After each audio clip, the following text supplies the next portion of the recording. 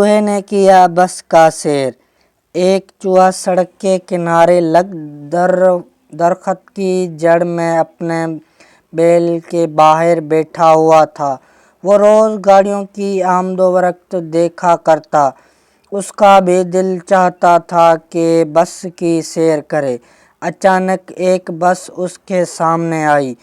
اس نے دیکھا ایک عورت اور مرد بس میں سوار ہونے کے لیے آگے بڑھ رہے ہیں۔ عورت نے لمبا کوٹ پہن رکھا تھا۔ چوہے کے ذہن میں جھٹ ایک ترکیب آئی۔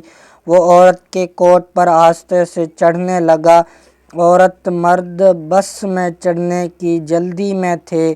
ان کو چوہے کی کارکردگی کا علم نہ ہوا اور وہ بڑے اطمینان سے کوٹ کی جیب میں بیٹھ کر ان کے ساتھ بس کے اندر پہنچ گیا۔ ڈرائیور نے کہا، اپنا کرایہ اس صندوقچی میں ڈال دیں۔ چوہے نے دیکھا کہ پہلے مرد نے اور پھر عورت نے کچھ پیسے اس صندوقچی میں ڈال دیے۔ وہ سوچنے لگا کہ یہ کرایہ کیا بلا ہے۔ چوہا ڈرائیور کے پاؤں کے پاس جا کھڑا ہوا اور کئی دفعہ کوشش کی کہ اس سے کچھ کھا سکے۔ اس نے ڈرائیور کو اپنی طرف متوجہ بھی کیا لیکن وہ بس چلاتا رہا۔ چوہے نے سوچا، تو سنتا ہی نہیں، کیوں نہ اس کی ٹانگوں پر چڑھ کر گھنٹے پر چڑھ جاؤں تو پھر میری بات سنے گا۔ جب وہ ڈرائیور کے گھنٹے پر پہنچا تو اس نے الٹے ہاتھ سے اسی طرح اچھلا کہ وہ ایک موٹی عورت پر جا گرا۔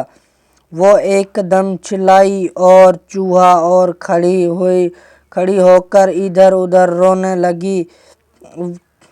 چوہا جھٹ بھاگ کر نشستوں کے نیچے جا چھپا لیکن عورت میں بھگاڑ مچ گئی۔ ڈرائیور نے بس روک دی۔ سب لوگ چوہا تلاش کرنے لگے مگر وہ ایسی جگہ چھپا بیٹھا تھا کہ اس پر کسی کی نظر نہ پڑ سکی۔ جب سب لوگ بیٹھ گئے تو اس نے اطمینان کا سانس لیا۔ ڈرائیور نے بس چلا دی۔